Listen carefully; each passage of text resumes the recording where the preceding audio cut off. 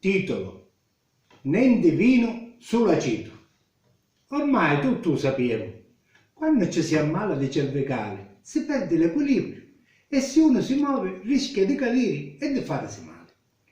Il nostro governo attuale è pieno di belle parole, ma se vuole fare cose che promesse nella campagna elettorale, ci sono tutti i segnali che se non si affida all'aiuto sicuro di una stampella di un bastone, cade.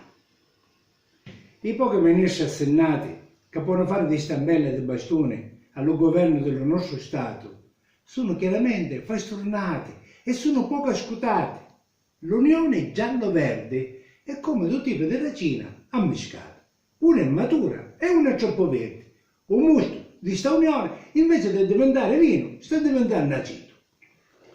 I ministri competenti e il capo del governo non eletto dal popolo all'ultima elezione non hanno la forza per farlo ragionare e coordinare. Ci sono tutti i premessi per ritornare a votare. Oggi è al governo, lo sapete bene, che se si vuole salvare davanti all'opinione generale di tutti i suoi elettori, a dare la colpa che non può realizzare chi che voleva fare, perché ci vuole una maggioranza netta e di un solo colore per comandare. Però il popolo italiano è troppo stanco e si può magari arrabbiare se passa troppo tempo senza il risultato che fu eletto e fu miracolato, ritornerà, lo dico io, a farlo disoccupato.